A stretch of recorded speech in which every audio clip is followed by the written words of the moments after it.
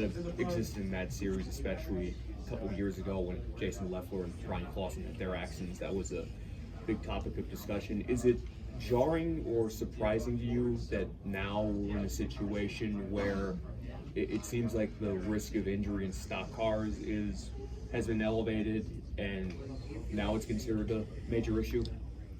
Yeah, I mean, for sure, it's I guess surprising to me. It's not it's not good. I feel like sprint cars, I mean, all of racing really is trended to try and make their stuff safer.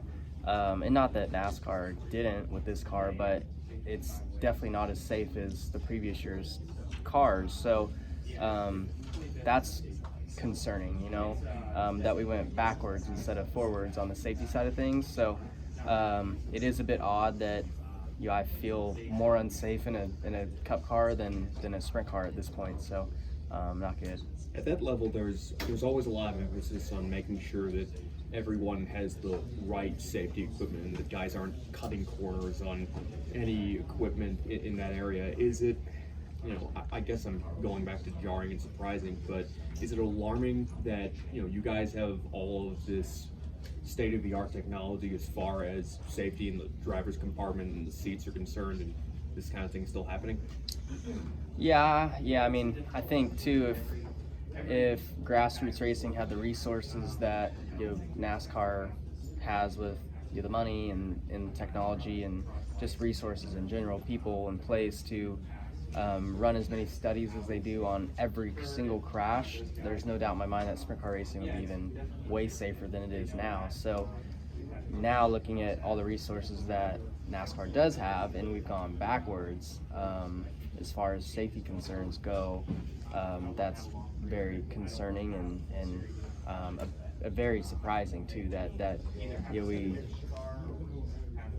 they saw the data and saw that rear impacts were a lot worse than the previous car, and yet we still were able we still rushed this car into production and went racing with it.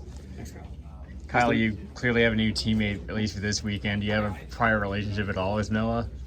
Yeah. I mean, we work out together, and I've ran a few races for Junior Motorsports this year. So, I mean, there's not really like much work. I mean, on the racetrack there's working together, but off the racetrack before this race, without having practice and stuff, he doesn't sit through a debrief with us and things like that. So, I haven't talked to him, but just a little bit to hear what he's got the truck driver's suit on for this weekend. So that's as much talking as we've done. But I do have a relationship with him, so I'm excited to see him in the car with a great opportunity and great piece of equipment. But at the same time, very bummed that Alex has to go through what he's going through and missing a race this week.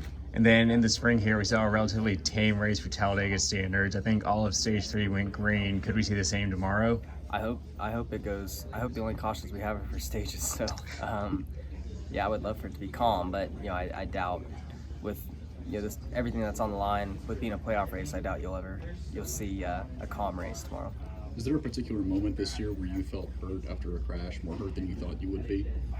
No, honestly, like at Indy, I thought I would be more sore than I was, or feel the the remnants of the impact more, but I was pretty good. So I try to do as well of a job as I can with all my safety stuff and the parameters that NASCAR lets you have. Like, obviously, I feel like if it was up to me, my headrest would be a lot softer than they allow us to have.